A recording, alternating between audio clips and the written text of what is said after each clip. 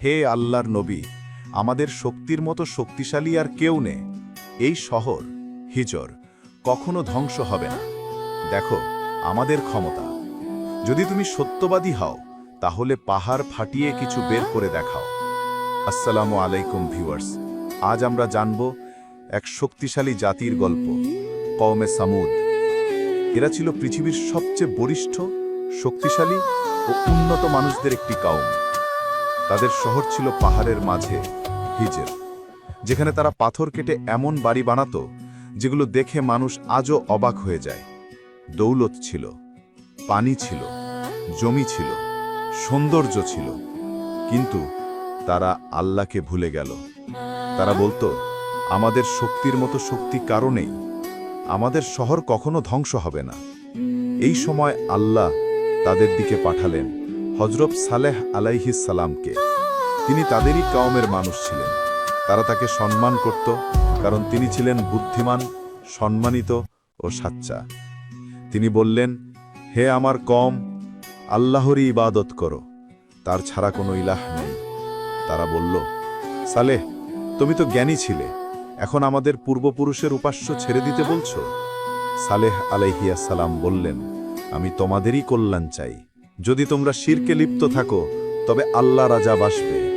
তারা হেসে বলল, তাহলে কোনো মুজিজা দেখাও, কোনো নিদর্শন নিয়ে আসো।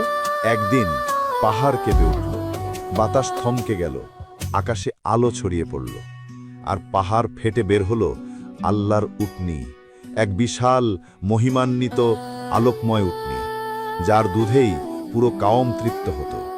সালেহ আলাইহিস সালাম বললেন, এই উটনির একদিন পানি পানের অধিকার, পরের দিন তোমাদের। তাকে কষ্ট দেবে না, না হলে আযাব আসবে।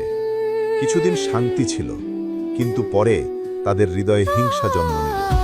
তারা বলল, উটনিকে মেরে ফেললে সালেহ মিথ্যা প্রমাণিত হবে।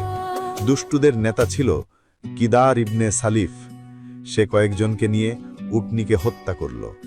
সালেহ আলাইহিস সালাম কেঁদে ফেললেন। তিনি বললেন, তোমরা আল্লাহর নিদর্শনকে হত্যা করলে, এখন 3 দিনেরই সময়, তারপর আযাব আসবেই।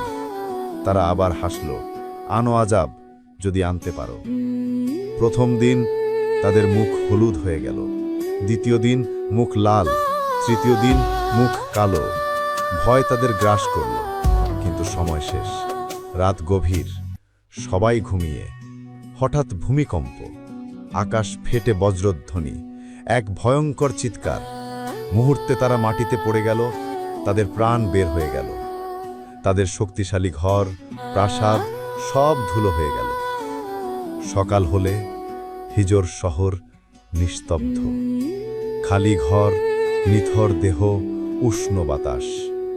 সালেহ আলাইহিস সালাম ফিরে এসে বললেন, আমি তোমাদের উপদেশ দিয়েছিলাম, কিন্তু তোমরা মানোনি। আজও হিজরের পাহাড়গুলো সাক্ষী এক কওমের অহংকারের পরিণতি। দৌলত, শক্তি ও ইমারত আল্লাহর নিয়ামত, কিন্তু অহংকার ধ্বংস ডেকে আনে। আল্লাহর নিদর্শন নিয়ে খেলা আযাব আনে, আর আল্লাহর হুকুম মানা মুক্তির পথ। যখন হৃদয়ে অহংকার আসে, পৃথিবীও মানুষকে গিলে ফেলে, আর যখন ঈমান আসে, পাথর ও লহমত হয়ে যায়।